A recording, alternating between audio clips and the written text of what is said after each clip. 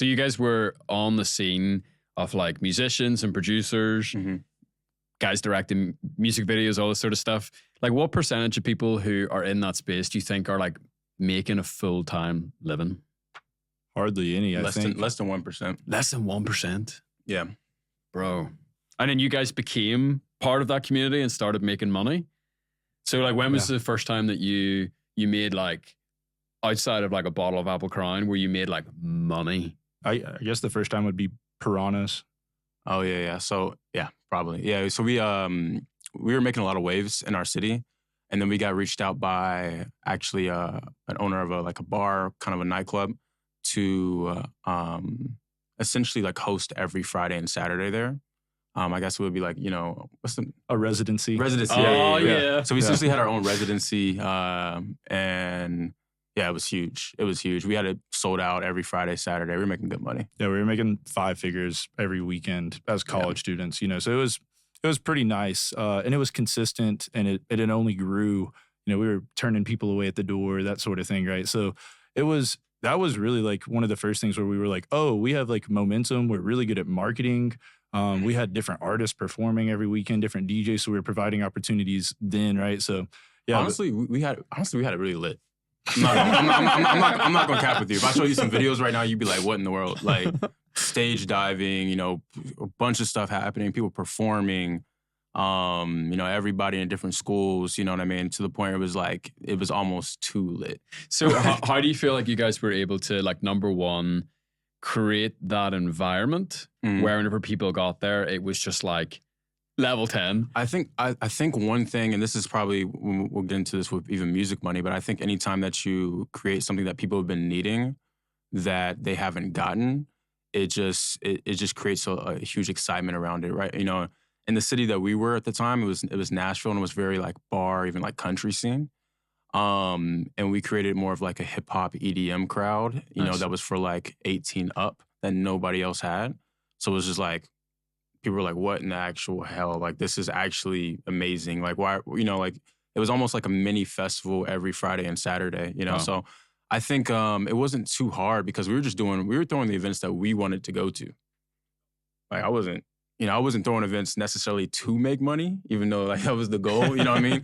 We weren't like, hey, we're just going to get a DJ to play Taylor Swift all the time, because, I mean, that's what everybody else is doing. Really. Yeah, because that's easily what, if you wanted to be profitable in Nashville, it's, simple hack, do something like that. So just anything, we were just serving a gap in the market, I guess. Yeah, so you identified like a gap in the market.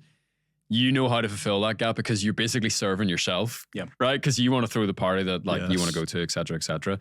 And then when you started taking that residency, Levi, like, what did you learn in the consistency of that? Because like every single week you have the chance to get better at that. Whereas if you throw like a one-time show, you throw a festival, as you say, like once a summer, it's hard to get the reps in, but you have the chance now to like have ownership and put a bit of volume on your reps. Absolutely, man. I mean, I think it's kind of comes down to planning, right? You're like, not planning one event at a time, because that was really like one of our constraints early on. We'd have like everything invested into renting a venue and booking one artist, right? So then once we were able to go, we're going to be here for 3-4 months. We're like, okay, let's plan out this.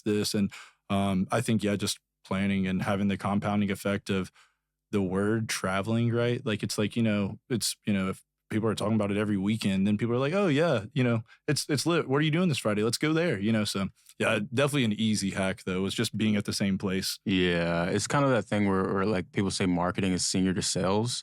Like in a lot of big events we were throwing early on, we had to really pitch it and sell people like, hey man, like it's only $10. They're like, it's $10. And you're like, yeah, come on, man, you got to go. It's going to be really fun. But then, after we were throwing, an event every Friday and Saturday, it got to the point where we didn't even have to do any marketing. Like, we didn't have to post about it. People just showed up and it would be packed out.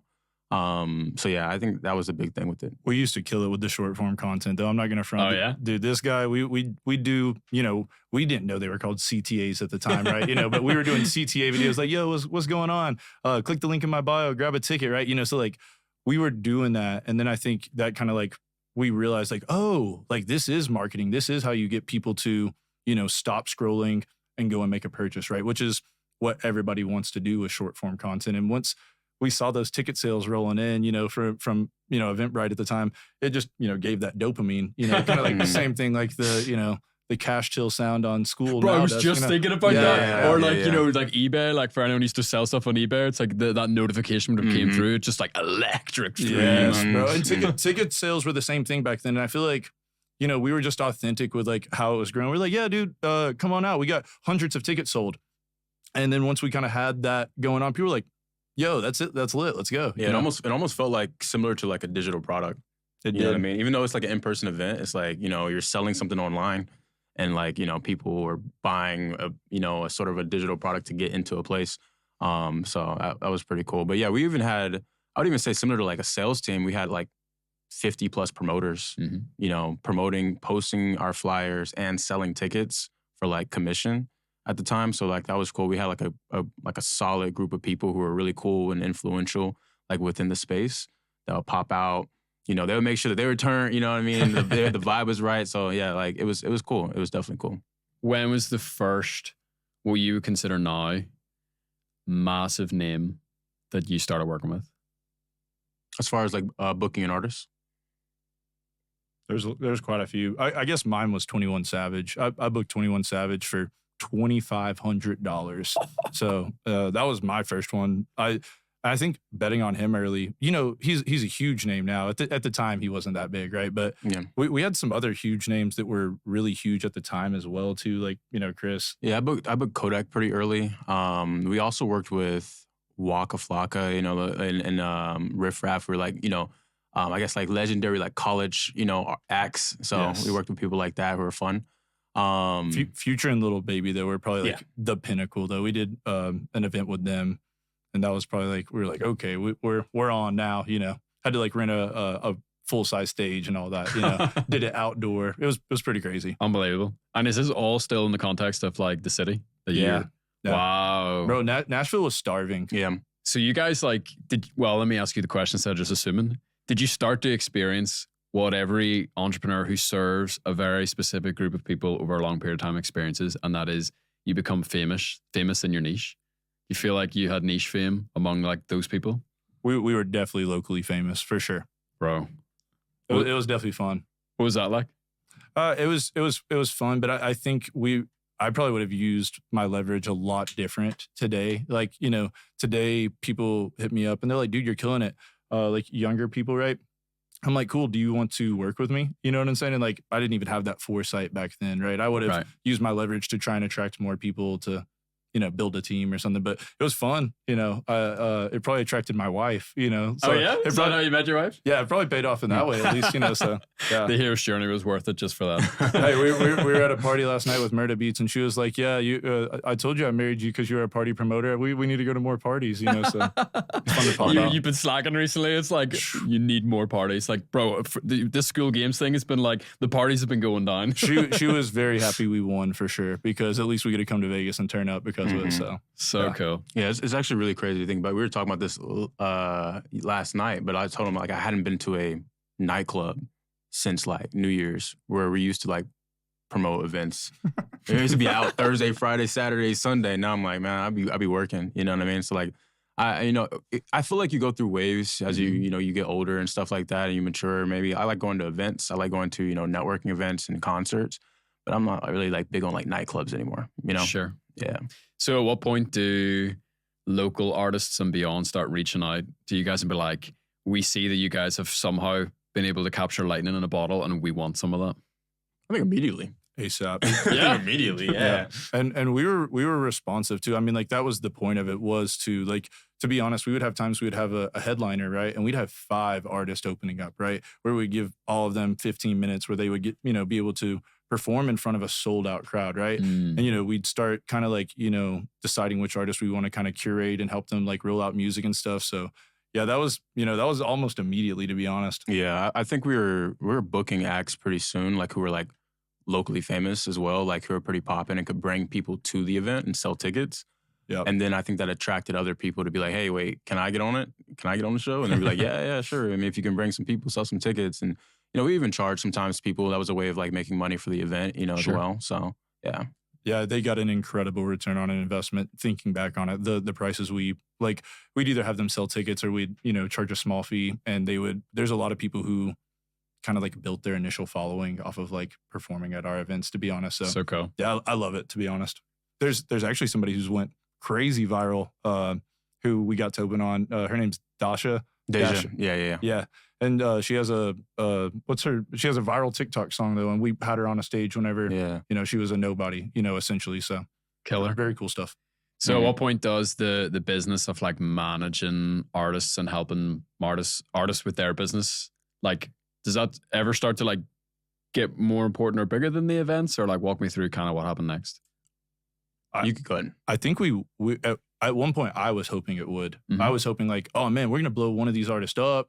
We're gonna like pick a few of them, and then the goal would be to kind of like help one of them, get to the upper echelon, right? But that being said, I think we realized that we were kind of lacking some frameworks, resources. They were maybe lacking a little bit of the elbow grease or a little bit of the work ethic that it would have took to actually get to the next level. They were, everybody we worked with was incredible artists, incredible producers, but I don't think they necessarily had the foresight to know what it would actually take to get to the next level.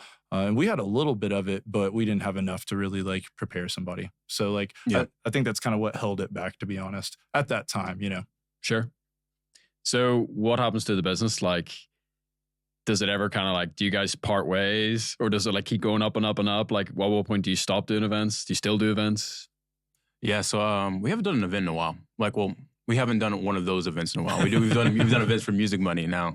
Yeah, I guess what ultimately stopped it though, unfortunately, was the pandemic. Yeah. Right. It was what had kind of pumped the brakes initially. So yeah, it's one way to take a lot of momentum out of a lot of wind out of your sails, man. Like, yeah. There, we had Moneybag Yo booked, I think. Like it was March 2020. We had Moneybag Yo locked in at a local venue, and we were selling tickets like crazy. We were kind of hoping we could go into it, and then all of a sudden, pump the brakes. And so that was kind of a harsh thing, because we probably, in the moment we didn't really know where we would pivot, right? With, we were making quite a bit of money with events, so we didn't know, how are we going to use the infrastructure, kind of our skills, to continue making money whenever there wasn't a way to, Sure. Well, the whole industry just like shuts down, like what you guys were doing. Yeah. So like, what do you do?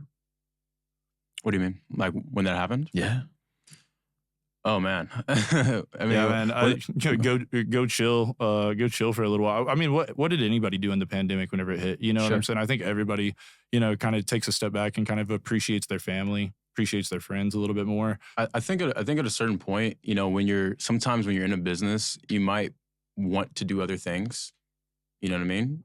But the business still needs to run. So you kind of get, held to it. And I think I was definitely very passionate of of throwing events.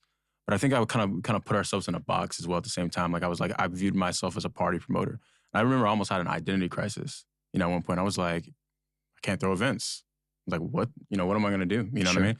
And I think I had to kind of like look outside of that and like more along the lines of like, I'm an entrepreneur and I'm good at marketing and I'm good at sales. More than just I throw parties, you know what I mean? Because being a party promoter is a lot of different skill sets in one, and it takes a lot of energy, throwing events, up to thousands of people.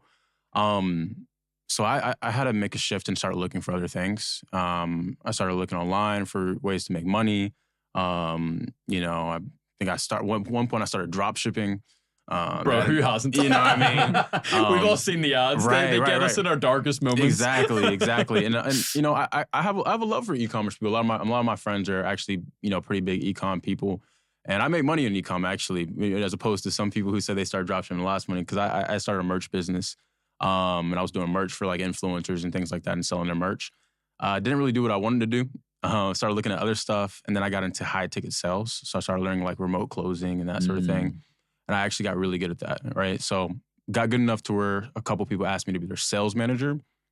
And then eventually what I did was I formed a sales agency. Oh, wow. We're up staff, closers, and appointment setters with, different business owners and sell their info products. And that did really well. It started scaling fast. And at the time I was like, bro, Levi, I need you. I was like, bro, I need you on here. And, Levi is just like, anybody who knows Levi, this man's just like good at everything. He's just one of those people. So he just like hopped in. He's like, started doing the email, SMS, marketing director. And then, it was kind of up from there because we were scaling a lot of different, businesses and their high ticket sales as well as like their webinars. So you guys like move away from music? Bro, I mean, it was a pretty hard pivot. I mean, I was still doing music stuff in the background, right? Yeah. But labels, even their budgets were cut, like, so I was doing some A&R work for some labels and sending them artists, kind of like trying to curate. But yeah, man, it was a pretty hard pivot, to be honest. But that being said, this man had an incredible vision. And even more so than the vision, he just had the execution during that time. So, but for you, like, what was that like to kind of walk away from like your baby? Man, it was really rough, man. I mean, I sat there and there was, I don't know if people remember during that time, there was like drive-through events, and there was like, like events where like social distance events, like I think they called them like pod shows. And I'd helped a friend throw like a pod show about like, 9 months after COVID had kind of started. And I was like, yeah, man, I was going to try and figure out any way to do it. Right. Sure. Like, cause I just didn't even have a foresight to pivot. And I think that's kind of where I applaud Chris to realize, man, dude, we have all these skills. Like, let's apply them. Yeah. I love what you said, Chris, about it's like massive. I feel like it's a huge takeaway for like someone listening to this. Yeah. Where your identity is not rooted in like the niche that you operate in. It's more rooted in like the gifts that you have. And you could have a deeper discussion where it's like, it's not to do with your gifts at all, but like if we just stay like kind of at the surface-ish level, it's, as you say, like you were a promoter, but actually if you look at like the mechanics of the skills behind being a good promoter, it's like you were just primed for something like high ticket sales, something like the online world. As you said, you were basically already selling a digital product already, even though it was an event. Yep. So like where does that journey take you? Pretty far by the sounds of it. Yeah, no. I mean, we ended up starting the, really scaling the sales agency, and then we identified a lot of other problems, I think, within some of our clients, because they didn't just need sales teams. Yeah. They needed, maybe more infrastructure, CRM build-outs. So actually, in the name of our agency is closed on Sunday, we actually ended up building it out more along the lines of a growth partner agency. I guess similar to like how people talk about growth operators. Sure, what I mean? Yeah. But you guys were growth operators for businesses. Essentially. Yeah. But we, I kind of look at it as almost coming in as somebody's like fractional COO, and even fractional like CMO at times, because we do so much more than just, building out a school community, or those sort of things. And I think sometimes, you get a lot of these, and not to shade anybody, but you get a lot of sometimes operators, who reach out to people and they really haven't had those skill sets. It's the first thing they're doing. Yeah. And it takes a lot more. Like you have to know you have to know sales, you have to know how to track KPIs, you got to know how to do, automations on Zapier, email, SMS. You got to know how to, build out and hire and train staff members, VAs, all of those different things that are just building out the full infrastructure of a team and scaling a company. And then people just think, okay, I'm going to find a big influencer and I'm going to build a community, then voila, we're going to make millions of dollars. And it's a little bit more than that. You know what I mean? It's a little bit more than that, So we started doing that for a lot of people, and people started printing a lot of money. Like we started making people a lot of money outside of the school. And I think there was a little bit of a dip, from when I started doing high ticket sales to when I think people got into, when I started doing high ticket sales, it was easy. I was selling 10K products like boom, right? Yep. Over the last year, I feel like there's been a shift because there's been a lot of, I guess there's been a lot of people, a lot of people who've been burned, for lack of a better term, who've been like, hey, I've bought a product like this before, it didn't really work. And there's been, I think, a nuance that you get on a sales call and someone tries to hard close you on a high ticket product. And I think that's really where Skool has kind of stepped in as like that really safe ground for people to like, and I think, Alex, he talked about this as well, is like you can kind of test drive somebody's program, with their low ticket, see how it is. And then you're like, okay, cool. I'll buy into your high ticket program because nobody wants to do anything themselves anymore. No one wants a DIY product.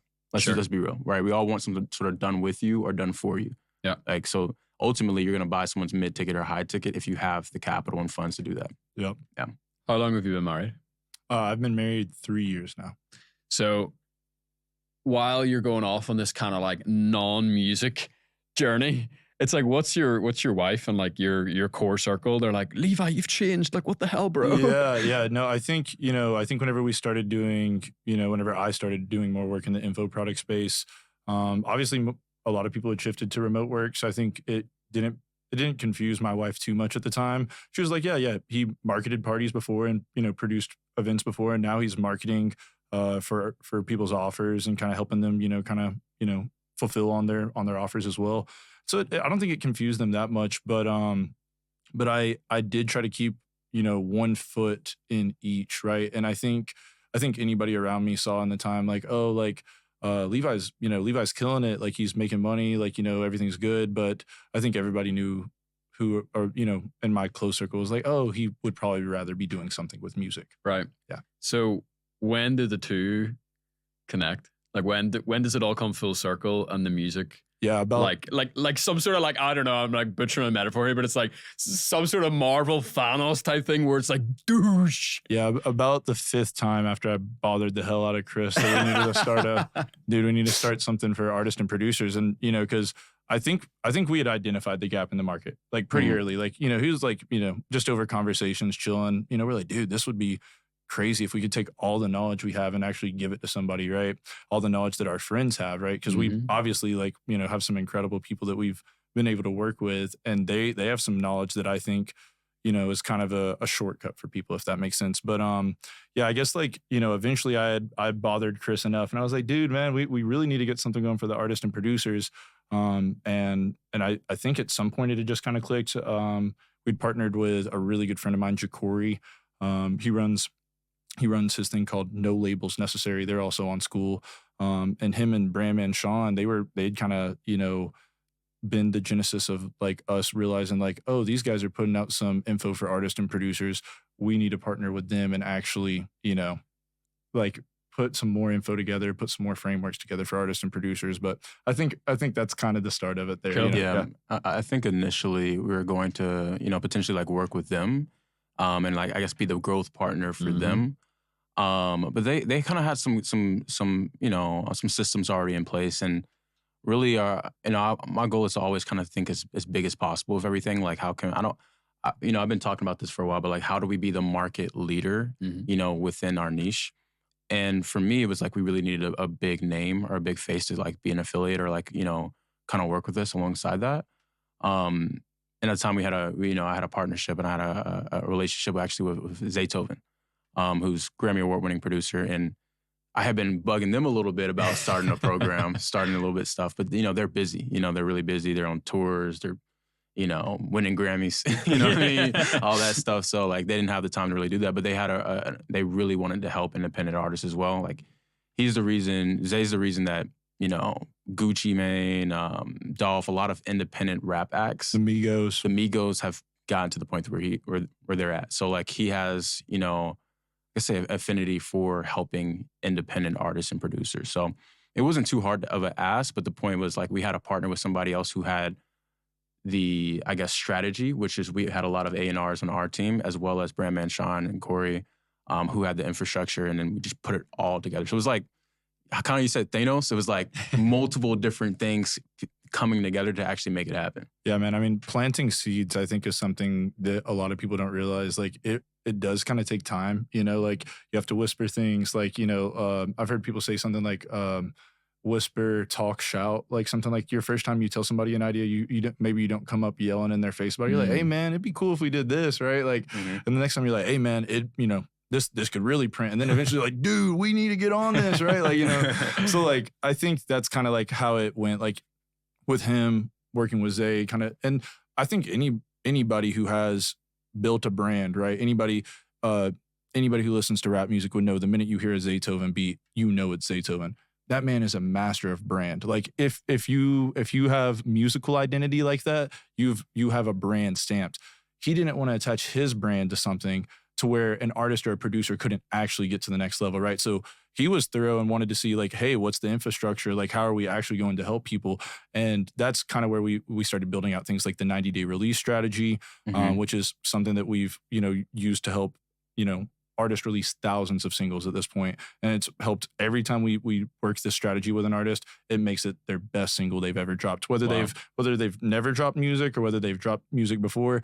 And it's, it's simple things, right? But having a checklist and a framework to follow is something artists didn't have. And once we kind of showed Zay, hey, this is the stuff we're going to equip people with, he was like, let's get it, Yeah.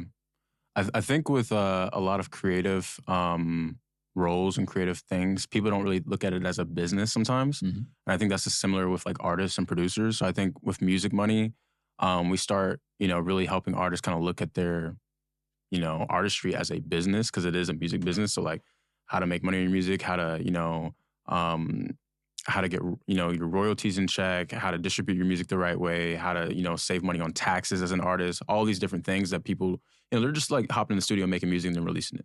No strategy, no marketing plan. If you're going to do it, for a business, or like, let's say you're going to open up let's say you're going to open up a hot dog stand. You're probably going to, have some sort of strategy with that, right? Sure. That makes sense. A hot dog stand might be a very granular level, but you know what I mean? But I feel like most artists that we talk with, especially independent artists, I ask them like, what's your marketing strategy for releasing your single? They're like, they're just going to, put it out, put it on Facebook, send it to a few friends. It's like, maybe the extent is like, they're like, I'm going to film a music video, right? Like, that's, right. But it's literally a scientific thing with this stuff, with anything, right? If you're going to, start a Shopify store, you're going to have an entire plan, right? If you're going to start any sort of business, start an offer, a school, community, whatever, So like, I think the biggest thing that we're able to help, artists and producers with is just literally planning and strategy and actually executing that strategy as well. But it's like if we decide, like if I decide like, oh, I want to start running, and that's as broad as it is. And it's like, I buy a pair of shoes and I like run a little bit, like once or twice a week, versus like in 90 days time, I'm doing a half marathon and here's the step-by-step process to actually, like, I love that 90-day release strategy, and like the fact that it's been super successful and works is no surprise. When you like reduce the time horizon down and you have like a series of steps to follow, like crushes. Well, to be honest, it's just long enough to make an impact, right? And it's not so long that an artist feels discouraged. Just to be honest, the 90 days is just it's the 30 days before a record and the 60 days afterwards. But what it prepares them to do is realize if you want a record to succeed, if you want a single to succeed, you're going to have to put in work over this period of time for it to get to the next level. Because the last thing I hate, and I feel like I've heard a lot of people kind of say a feeling like this, but the one person I've heard say it is Rick Rubin. He said like, his first event he ever threw was like a huge success. Second event he ever threw was like a failure. And he said the feeling he had in his stomach from his second event being a failure, he said he works his entire life just to never feel that feeling again, right? So I think that's the feeling I want to help artists avoid, is like, what the hell? I made a fire song and I put it out into the world and it's not being received the way I want to. That crushes me, bro. Like, I feel it right now, right? Whenever there's a framework that somebody could easily follow, right? So like that, but they just don't know and they don't know where to look. And that's why we have Muzic Money, so that they can actually have, something to hold them accountable, a team to hold them accountable, somewhere to look. So yeah, absolutely. Yeah, and the mechanics of having a Skool community means that you can do this at scale for so many people at such a low price point. Versus like, if I was like a struggling artist from Belfast, I'm like calling you guys up. I'm like, hey, I want to release a thing. Can you coach me through a 90-day thing? You're like, yeah, no problem. Here it is. Here's the price tag. And I'm like, bro, that's like half my whole like life right now. Do you know what I mean? Right. 100%, man. I mean, before we were in the info product space, we were limited to helping a couple of artists every event, right? That was all we could help. We'd put them on a show, or maybe we got them through releasing a single. I've never been able to help hundreds of artists at the same time before. It's honestly so enriching. I can't even explain. The fact I could think of 10, 20 artists right now killing it, bro. All of them, bro, hopping on all these calls, killing it. And I wouldn't be able to have those connections if it wasn't for a place like Skool, to be honest. Yeah. So how did you guys come across the platform, and like, what was the moment where it like clicked, where you're like, oh, let's go, like this is it? Yeah, I think we came across the platform when we started Muzic Money, right? Yeah. I think we were looking for like a place to like house the info, right? And we'd heard of the other places. We've heard of a few of them. Jacory and Sean were kind of the people who had kind of co-signed Skool. I think they were pretty early adopters. Right after Sam and the team had brought on payments through the platform was whenever we launched Muzic Money. And once they had payments integrated, it was kind of a no-brainer. Nice. Yeah. And then at what point do you guys decide to like, did you intentionally set out to like win the games where you're like, let's just really, really push it, like let's get there? Yeah, it was planned. Yeah. And at what point do you make that decision? We made it actually. Funny enough, we came to Vegas a couple months back to meet Hermosi at Nice. Acquisition at one of his workshops, and from then I was like, honestly, I'm gonna be real. I'm gonna be real. The big thing was we left and we didn't get a picture. I was like, man, I need my picture. I was like, hey man, I need my picture. I saw other people I knew in the space with going to the with the guys. I was like, hey man, I need to come back and get my picture. So I need mine too, Alex. Yeah, for real. Hey, I was like, hey man, I need my picture for real. But no, we were doing. It's like producer Scott, patch it in live to acquisition.com right now, bro. No, for real. But we were doing really well with Muzic Money beforehand. We had a low ticket, we had a high ticket, but we weren't taking payments on Skool, right? So all we did was just make a shift and just really went hard on our low ticket product. And yeah. That being said, we increased the value of our low ticket product pretty heavy. And that being said, then we just on top of that, we just made sure that we had onboarding calls for whenever people hopped in. They felt the love. They felt like there was a team that could help them, a framework to follow. We have calls 5 days a week, right? So like, wow. There's very little time like that somebody doesn't feel like there's something I can tap into, right? To help me with getting to the next level of being an artist, next level of being a producer. Yeah, I'm very confident that we're gonna have somebody from Muzic Money, an artist and producer, really blow up this year, like in a major way, right? With the people who are getting the value, executing the value. Have so many people go viral. People making their first money in their music. So I think our goal with Muzic Money is, like I said, like to be the market leader, but also being like the best program available to artists and producers, especially in our niche, which is like rap, R&B, hip hop, to be able to like actually grow, right? So it's not going to be necessary for everybody, but for people who are like really trying to take their career seriously, like we have everything you need. Why do you personally, Chris, have a desire to be market leader? I thought that was interesting. Like, because you could have said because you can make pretty much like $1 billion without being the market leader. So if your metric is money, there's like a million different ways you could do that. And I'm like ignoring Levi for a second here, and I'm like looking at you. I'm like, there were lots of different niches you could have used as vehicles to achieve business success. Like, why was it the music, or what was it about the idea of Muzic Money that like convinced you enough to go for it, rather than you could have done a sales school, you could have done this, you could have done X, Y, and Z? Like, why?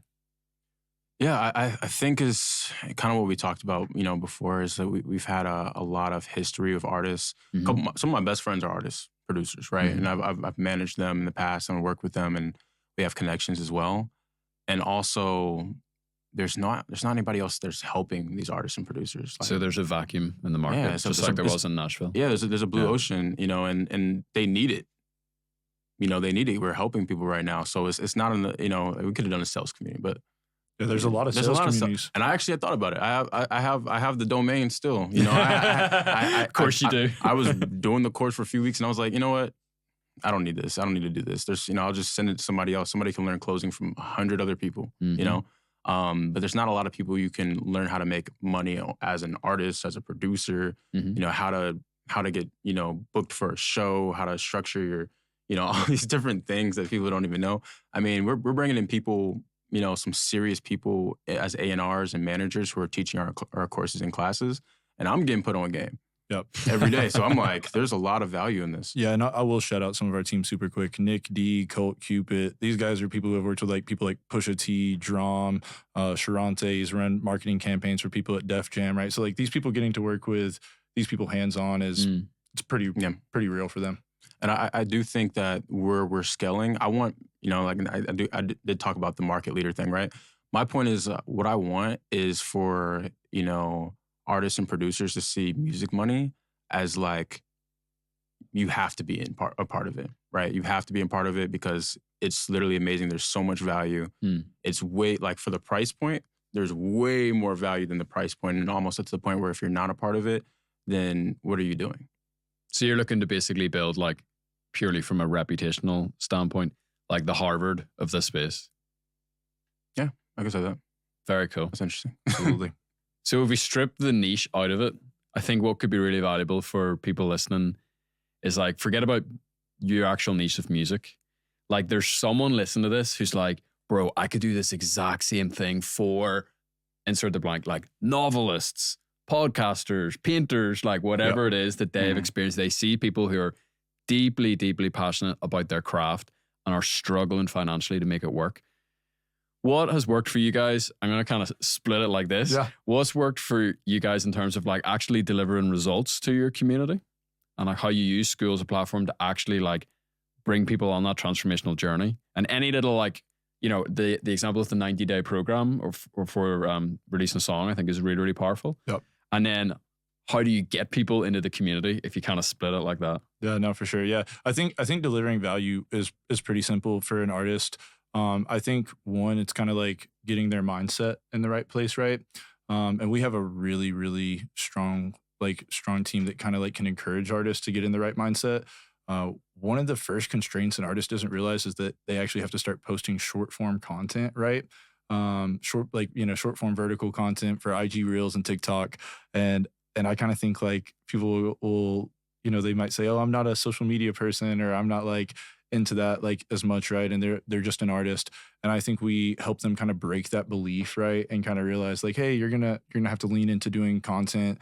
And then from there, I think the other thing our team does is help them, you know, realize like, oh, like what is your focus and how are we actually going to help you get an ROI, right? Because so many times they're just focused on developing their sound, developing like their craft, right? And they haven't thought about how they're going to cash out on, you know, monetize their following, you know, monetize the people, you know, who are their fans. I just think giving them that framework and then holding them accountable, you know, is really how we've seen so much results, you know. And how do you handle the accountability piece? Yeah, I think having 5 calls a week is huge, right? Like, you know, so I encourage everybody, have as many calls to access for people in your community as possible. I think it's a huge, huge hack. Especially if you could do them at a couple of different times, just in case there's people like maybe, you know, so making it easy for your community members to get on the call. Step number 1. Step number 2 is you actually have to kind of keep a checklist of who's like an attendance list. If somebody's not showing up, that's a red flag that they're going to churn. You need to have somebody on your team reach out to them. It's just like a gym membership, right? Like if you don't go enough, you know, for long enough, you're going to want to cancel it, right? So, bro, Hermosi's like pumping his fist in the air right now. He's like, Levi's got it. Yeah, that's it, bro. But I think the personal connection, you want somebody to feel missed. You know, like, hey, yo, Diamond, we didn't see you on the call. Are you good? You know, can you hop on Thursday? I'd love to talk about something you got going on, right? And being real about it. But it's said all the time, but the easiest way to make people feel like you care is to actually care. Right. So we just have a team who actually cares, you know, and I think that's the best way for accountability. Yeah, I think our you know, just to add on, I know he was doing that part, but bro, stay in your lane. To add on to Levi, yeah, man, they're fire, man. We got almost 700 people in the community, and they know like almost everybody by name. Wow. They know what next single they have it's coming literally out, insane. You know, like we're like when I say we know we take this stuff seriously. Like, you know, like we're you know, following people on Instagram. You know, really being a part of their come up, because like we're also looking for who's going to be the next big thing. Sure. You know, at the same time, we're also it's also a long-term play too, because we want to have those huge testimonials. We want to have somebody who can blow up as well. So like, you know, I have on a call with Nick D. And Nick D knows everybody's name on the call. He's, you know, always talking about like, oh, I saw you post that content, blah, blah, blah. We got a lot of people on these calls too. So it's, I think it's, you know, it's really caring, like Levi said, and also like, you know, really being involved with their career. It's cool. So how'd you win the games? Yeah, I think honestly just delivering an extreme amount of value, having somebody who has so much integrity attached to their name. Shout out to Zay, honestly the GOAT. Dude's in church every Sunday, came up from being a barber, right? Anybody who knows Zay knows his story. And I think the integrity of the person he is makes it so easy whenever he does a CTA for something. People know this is real, you know? So I think having, you know, a partner or whatever, you know, somebody who has some real integrity and then delivering some real value. That's how you win the Skool games. It's simple. Cool. You gonna give me a little bit more? Okay. No, I'll give you more. I mean, if you want to talk from the aspect of like a system and funnel strategy, we definitely utilize like the free community funnel. So we have a free community for Muzic Money where people were coming in, they got to actually test it out. And one thing we did was we also pumped, webinars. We did weekly webinars. And we added the webinar on the Skool, calendar as well. So like if you go into the free, if you go in the free community, you're gonna see there's one free call a week in the free community, and there's a lot of free courses as well. So you're getting the value. And on that call, we're giving a lot of value.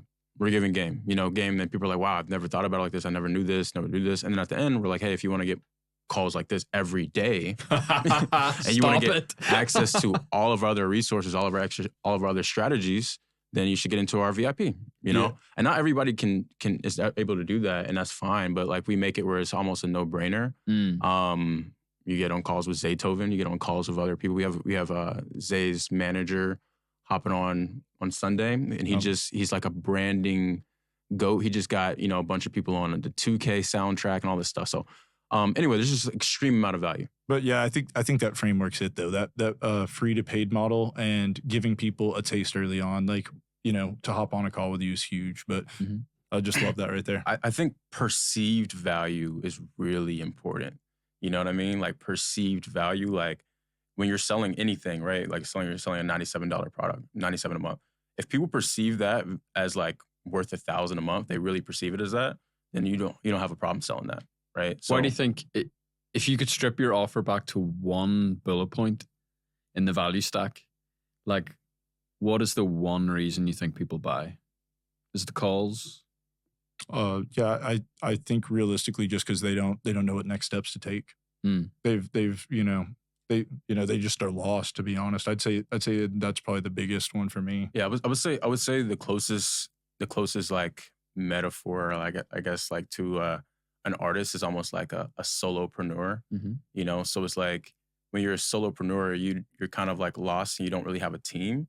So that's one thing they're getting with, Muzic Money is they're getting a team of artists, managers, A&Rs, and they're getting a team of like-minded individuals who are going to constantly. So I would say like overall the community itself is like, I feel like people are kind of like doing all this stuff solo. No, yeah, I think that's 100% why they stay. I think the community is why they stay. Bro, he lit up. Did you see that? Yeah, he just activated whenever he like made that community thing there. No, that's it, man. Yeah, but I think they don't realize. I don't think anybody realizes it. Like like if you're like, oh, yo, I'm gonna go to a music festival.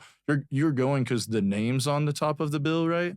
But you leave and you're like, oh my God, the time I had camping with my friends in the middle of the night, the headliners weren't involved, right? So like maybe Zaytoven's the reason they crossed the bridge and become a part of Muzic Money, but the community that's inside of Muzic Money is what they are, they're more happy about once they get there. Bro, sell them what they want, give them what they need. Yep. Very cool. And I love the fact that like from the very like first 10 seconds of this conversation for you, it was always about community.